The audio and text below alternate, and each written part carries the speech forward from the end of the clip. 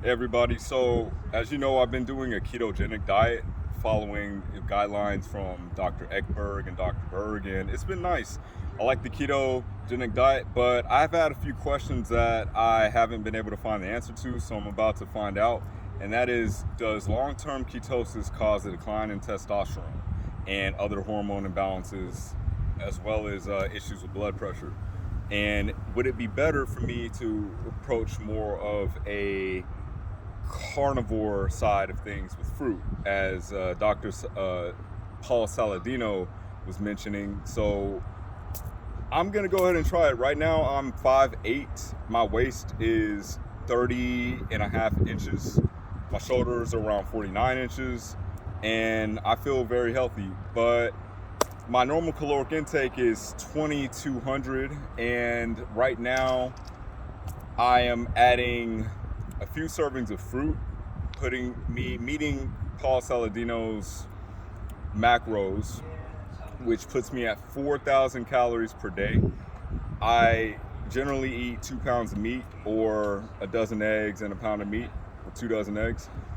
Now I'm going to be adding, alongside 3 avocados, no more intermittent fasting or fasting, just consecutively 4,000 calories per day, around 180 grams of protein, 190. So 2 pounds of meat, grass-fed organic beef, 3 big Hass avocados, about a pound and a half, 2 7-inch bananas with the peel, organic of course, all fruits organic, pretty decent sized mango, and a whole orange, all with the skin and the peel. And yeah, that should be around 148 grams of carbs from just fruit. Should be around the same grams of fat per protein, if not a little bit less or a little bit more. And yeah, we'll see in a month how this affects my body. So I assume I'm gonna pick up more weight, but they say that in reverse dieting, when you increase your caloric intake and you stay active, your body will upregulate your maintenance calories. So if I can maintain my measurements with 4,000 calories per day, that's almost double my normal maintenance, then you will all know that this is a nice diet for metabolically healthy people. I'll also let you know my mood and my blood pressure results. But I'm mostly concerned with measurements. For the last decade or so, I've only known about caloric intake being a biomarker for fat. And as a tip, your waist should always show your fat percentage. I'm not really big on weight. I believe that if you're gaining body fat, it's always going to show around your midsection more. And if you're gaining muscle, that's going to weigh more. So those are my parameters. I want to maintain 30 and a half and around 49. So we'll see what we get, and hope for the best. I do feel, so far, I've already done this for a few days, I feel more energized for sure. My waist already knows it's more, but we'll see if the metabolic rate increases to match that. I'm also walking an additional mile, an additional hour to my normal routine every day, and I'm just doing a lot more regular stuff. I do feel a lot of energy. My muscles are not sore. Even after the last horse stance I recorded, I had 2 bananas right after, and yeah, my soreness went away.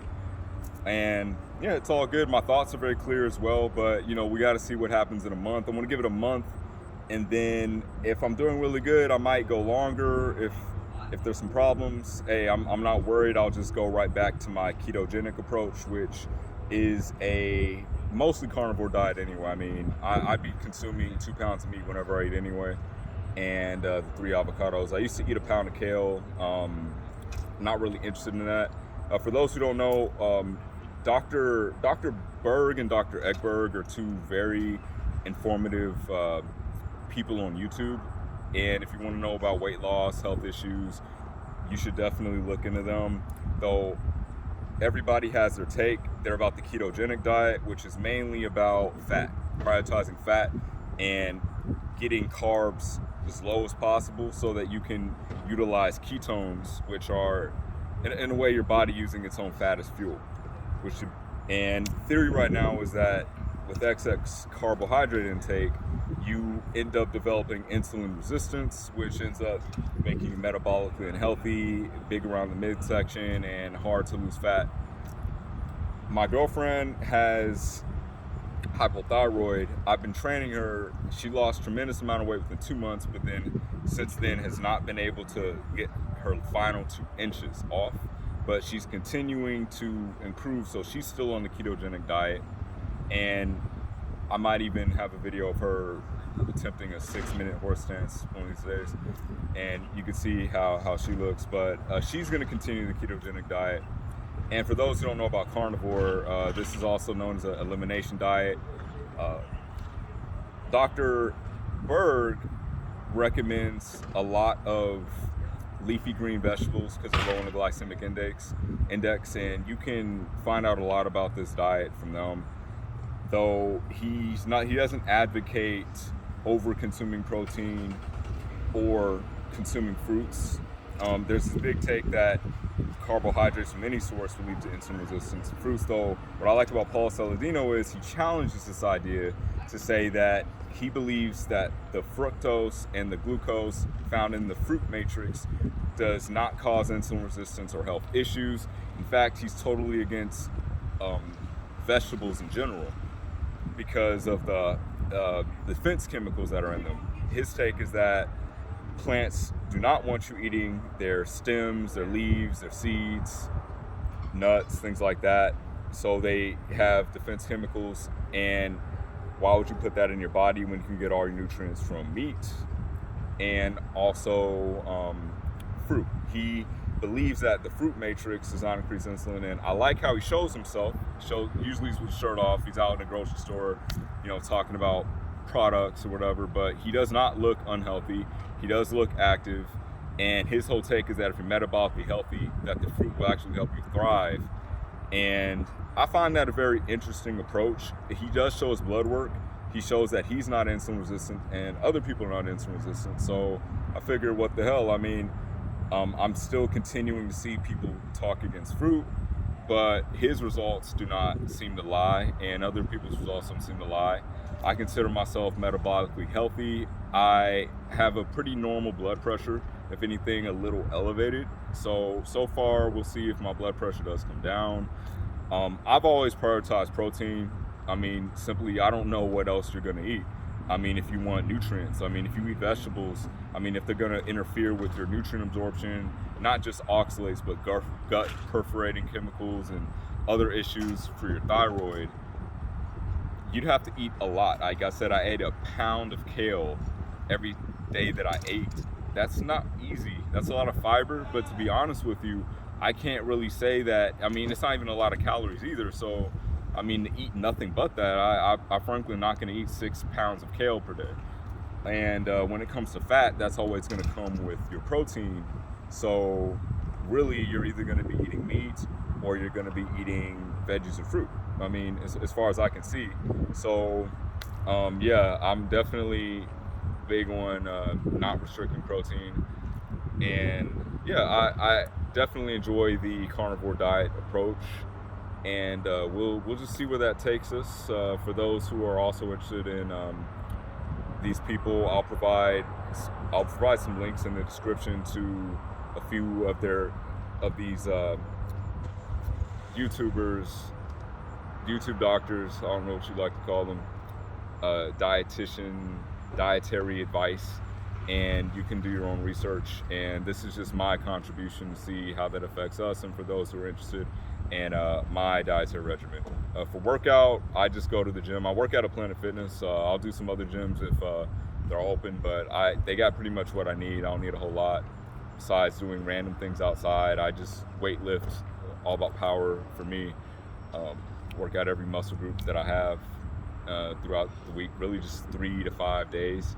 Those workouts are about maybe 2 hours at the most, from like an hour to 2 hours at the most. And active lifestyle, walking around, and yeah, and then just walk to de-stress. I don't know if I miss anything, honestly. I do consume some tea every now and then, and I like lemon balm and hibiscus. I like combining them.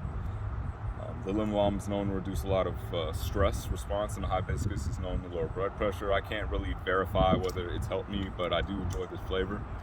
I drink spring water, and oh yeah, I'd like to also include another interesting take from Paul Saladino. He believes that it's not the carbohydrates that are the problem, but the sugar, like refined added sugar, the grains, and seed oil. So he doesn't even advocate avocado oil, and it's well known that a lot of olive oil fraud exists, but he also doesn't advocate avocado oil. So he's pretty big on just saturated fat. So this is pretty much a diet of meat and fruit, no caloric restriction, just eat until you're satiated.